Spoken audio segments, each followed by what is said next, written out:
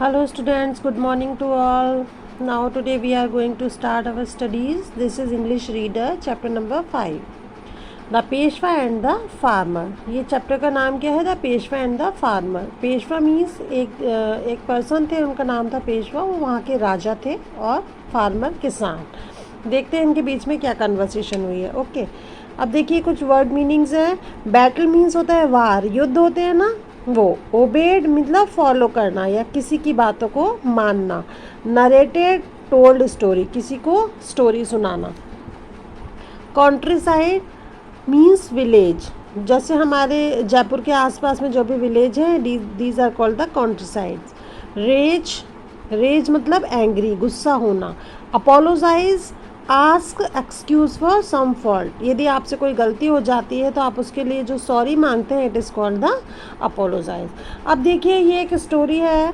Bajirao Peshwa was a great commander of the Maharashtra army. Bajirao Peshwa जो थे वो एक बड़े कमांडर थे महाराष्ट्र आर्मी के. Once he was returning to his capital after fighting many successful battles.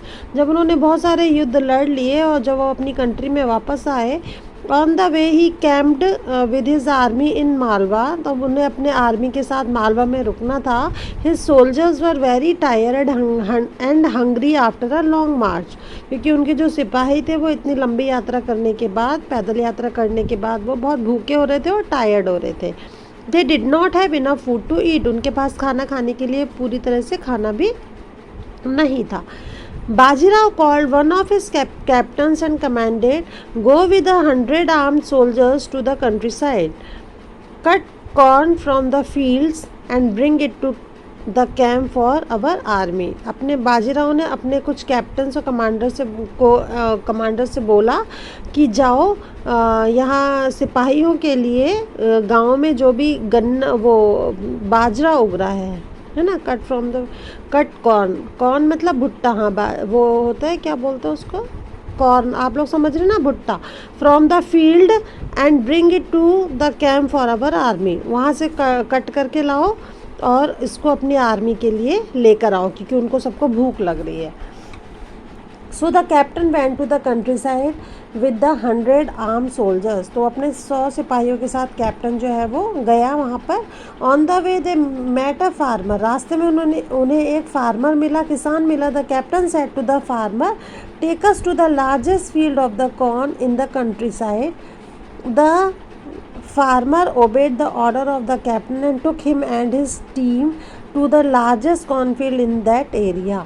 तो वो फार्मर जो था वो उनको सबसे बड़ी फील्ड में लेके चला गया. The captain became happy to see the corn field. तो कैप्टन जो है वो भुट्टे के फील्ड को देख के, खेतों को देख के बहुत खुश हुआ.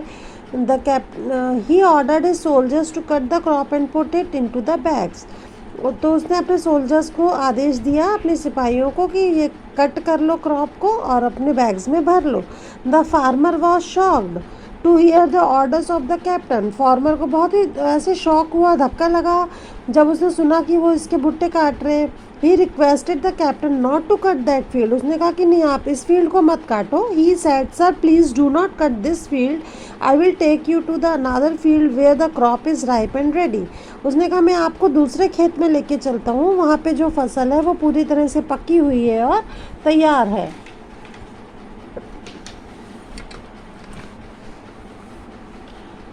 So the captain and the soldiers went the farmer to another field which was a few miles away from the earlier one. तो कैप्टन और सोल्जर्स जो है वो फार्मर के साथ दूसरी फील्ड में चले गए जो थोड़ी और दूरी पर थी. It had ripe and ready corn standing but the captain was angry to see the farm. लेकिन कैप्टन को गुस्सा आया ये फार्म देख के. He shouted at the farmer in rage. गुस्से से उसने बोला, why did you make us ride a long distance for this small field. उसने कहा कि इस छोटी सी फील्ड में, खेत में तुम हमें क्यों लेकर आए हो. Do you think we are mad, तुम ऐसा सोचते हो कि हम पागल हैं.